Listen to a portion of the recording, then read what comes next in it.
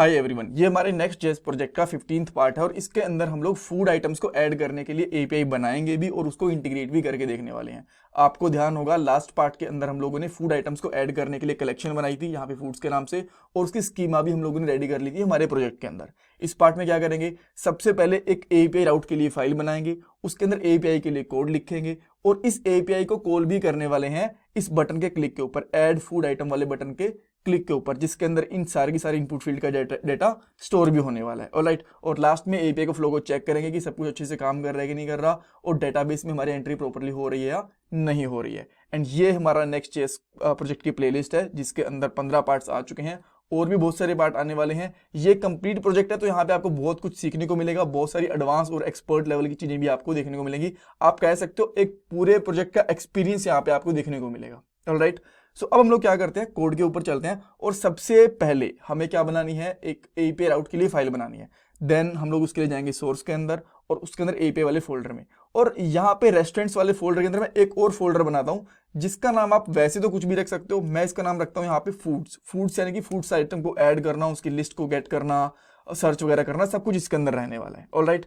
सो इसके अंदर हमें एक फाइल भी बनानी पड़ेगी, जैसे कि जब भी हम लोग नेक्स्ट जेएस के अंदर राउट बनाते हैं या फिर पेज बनाते हैं तो फोल्डर के अंदर उसके लिए फाइल बनती है।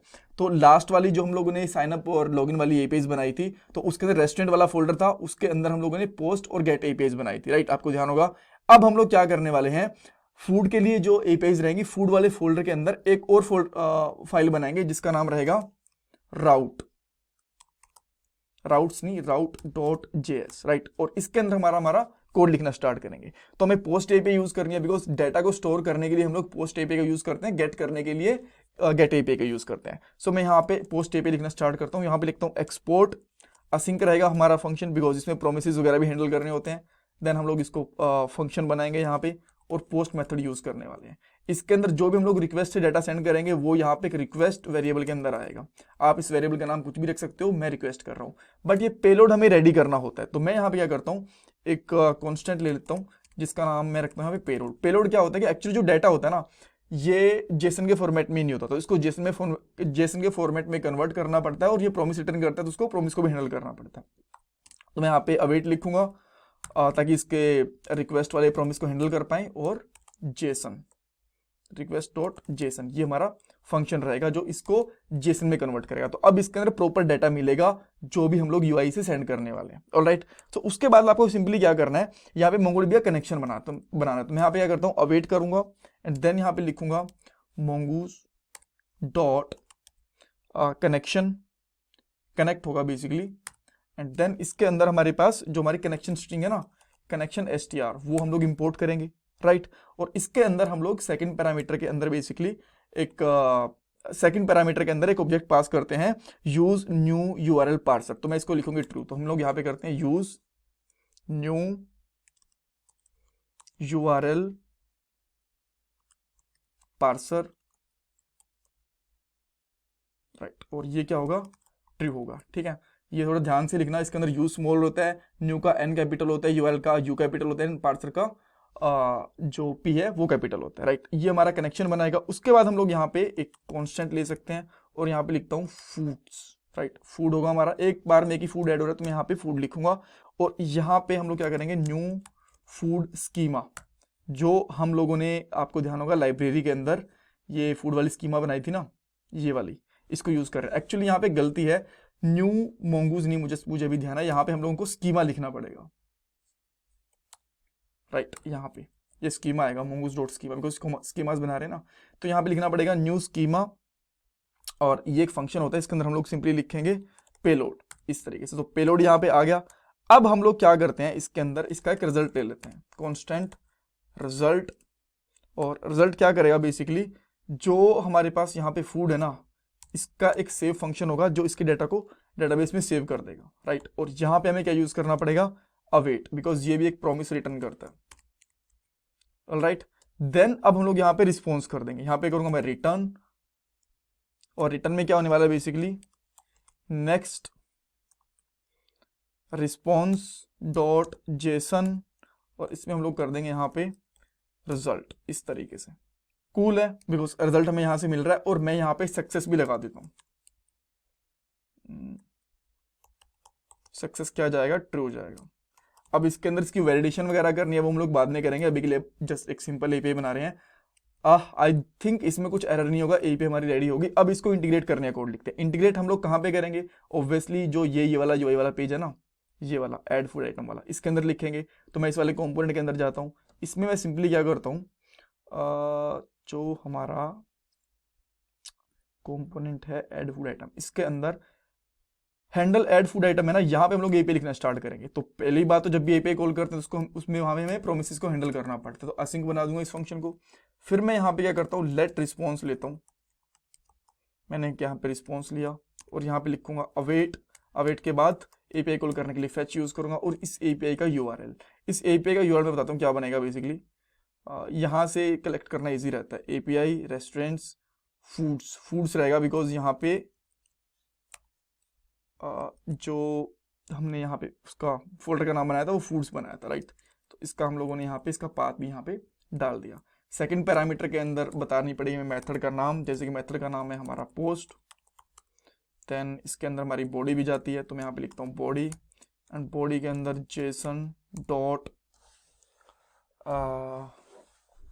स्ट्रिंगिफाई करना पड़ेगा, पार्स नहीं करना पड़ेगा। एंड इसके अंदर सिंपली हम लोग लिखेंगे नेम, प्राइस, पाथ।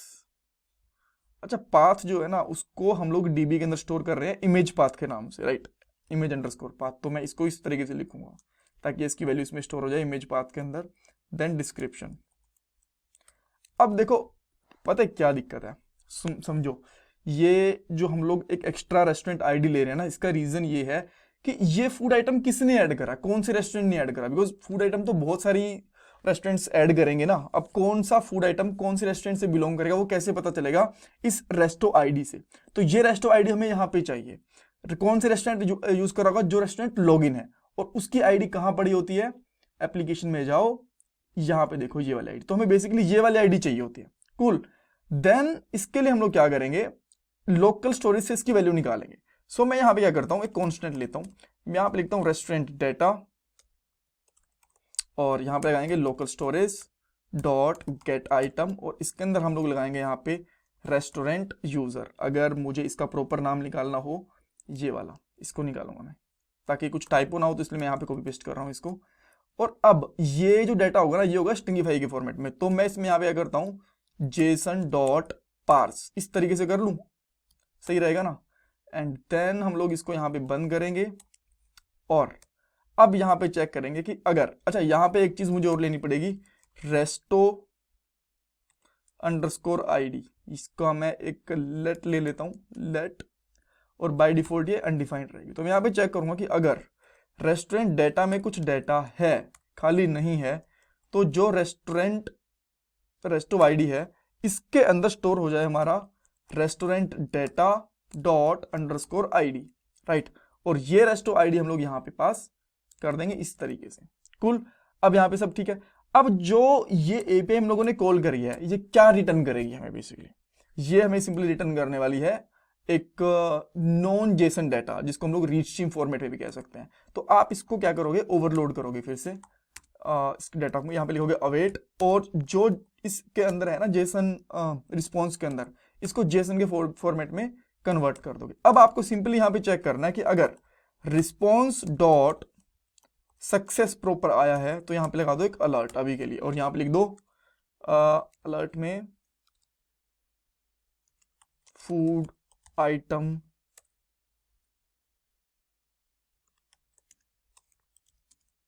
एडिट।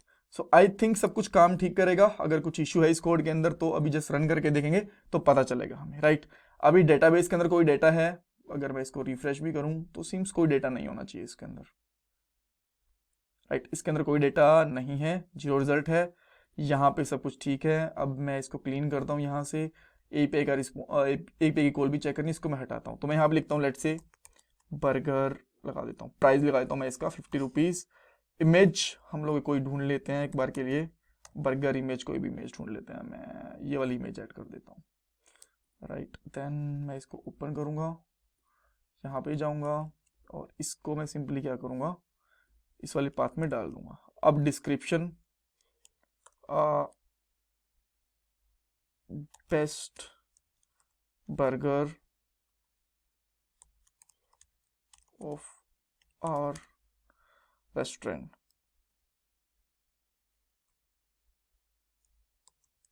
ऐसा कुछ कर सकते हैं, ठीक है, ये मैंने लिख दिया। अब मैं इस पे जैसे ही ऐड पे क्लिक करता हूँ तो सेम सब कुछ ठीक काम करना चाहिए। मैंने ऐड पे क्लिक करा एंड यहाँ पे मुझे रिस्पॉन्स मिला फूड आइटम एडेड। चेक कर लेते हैं एक बार के लिए। यहाँ पे जाऊँगा तो यहाँ पे मुझे क्या मिला, देखो पेलोड में क्या गया, इमेज चली गई, डिस्क्रिप्शन, पाथ, बर्गर सब कुछ चला गया। रिस्पॉन्स में हमें क्या मिल गया, प्रॉपर डेटा मिल गया। अब यहाँ पे चेक करते हैं कि क्या हमारे पास यहाँ पे डेटा आ गया है। ये देखो डाटा हमारा प्रॉपरली यहाँ पे ऐड हो चुका है। जो इमेज हमने ऐड करी थी उसका पाथ, डिस्क्रिप्शन, जो भी चीज लिखी थी, और ये रेस्टो आईडी, इसकी लास्ट में क्या है, B2E। क्या यही है हमारे पास? अगर मैं यहाँ पे चेक करता हूँ लोकल स्टोरेज के अंदर तो आप यहाँ पे देख सकते हो 6B2E, और डेटाबेस में 6B2E परफेक्टली सब कुछ ऐड हो गया। So that's all for this part. इसमें कुछ कंफ्यूजन है, कुछ डाउट है, मुझे कमेंट सेक्शन के अंदर पूछ सकते हो। नेक्स्ट पार्ट के अंदर हम लोग इन चीज़ों को वैलिडेट करेंगे कि बर्गर इनमें से कोई भी चीज़ खाली नहीं होनी चाहिए, डेटाबेस में रिजल्ट प्रॉपर आना चाहिए, एंड देन हम लोग फूड आइटम्स की यहाँ पे लिस्टिंग करवाएंगे, उनको ऐड करेंगे, एडिट करेंगे, ये सारी चीज़ें रहेंगी एक रेस्टोरेंट के लिए। बाद में मल्टीपल रेस्टोरेंट्स की रजिस्ट्री करके उनकी लिस्टिंग वगैरह करवा के पूरी एप्लीकेशन बनाएंगे। सो और बहुत कुछ बाकी है। प्लीज़ चैनल को सब्सक्राइब करो, वीडियो को लाइक करो, कमेंट सेक्शन में फीडबैक दो। ये आपके लिए कंप्लीटली फ्री ऑफ कॉस्ट है, बट इससे मुझे बहुत मोटिवेशन मिलता है, और ये मेरा पेटीएम का डोनेशन नंबर है। Thank you guys, thank you so much for watching this video.